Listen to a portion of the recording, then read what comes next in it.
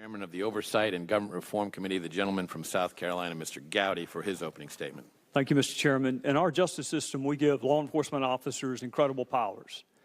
The power to investigate, to search, to seize, to stop, the power to allege and accuse, the power to eavesdrop and intercept private communications, the power to look through bank records, the power to look through phone records, the power to even check what books you checked out of the library.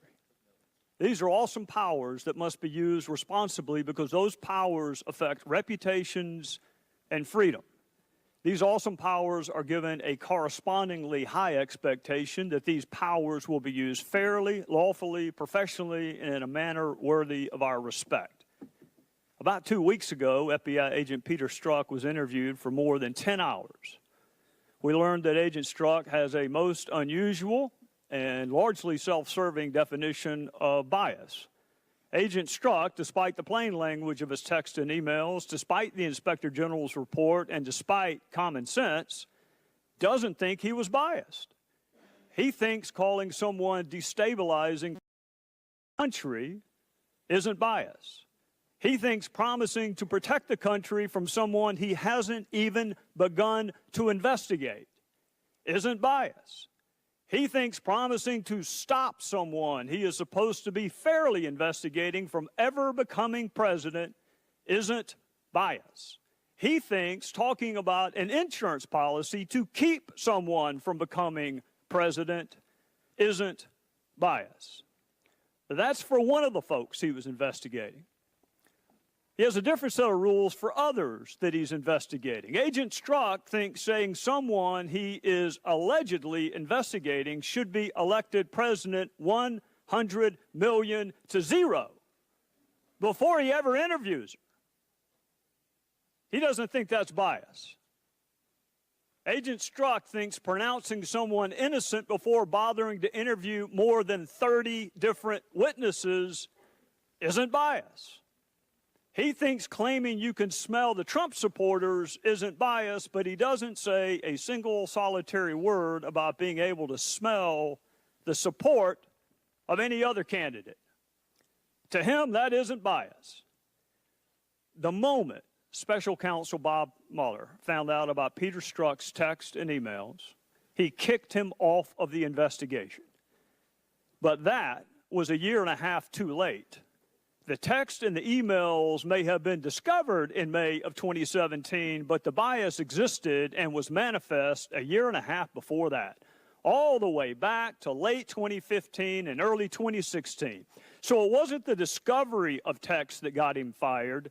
It was the bias manifest in those texts that made him unfit to objectively and dispassionately investigate.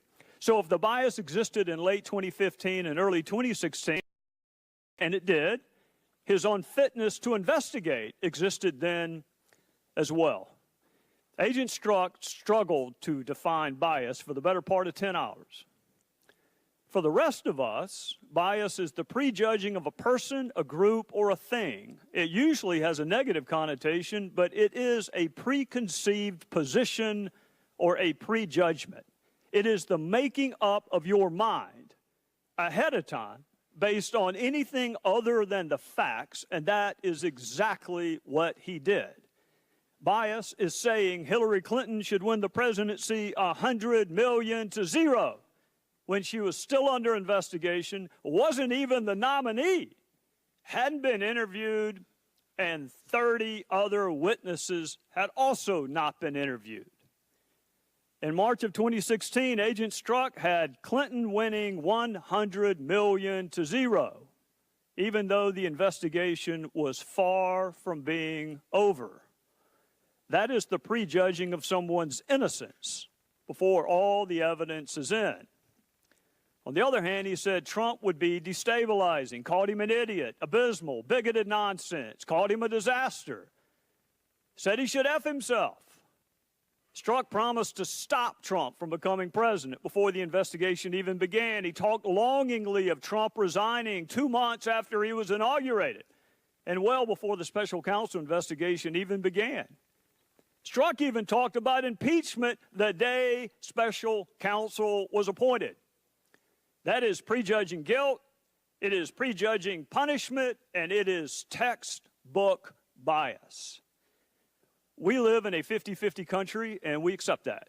But we're a 100% country when it comes to having law enforcement that doesn't prejudge innocence before investigations are over and doesn't prejudge guilt and punishment before an investigation even begins. Agent Strzok had Hillary Clinton winning the White House before he finished investigating her.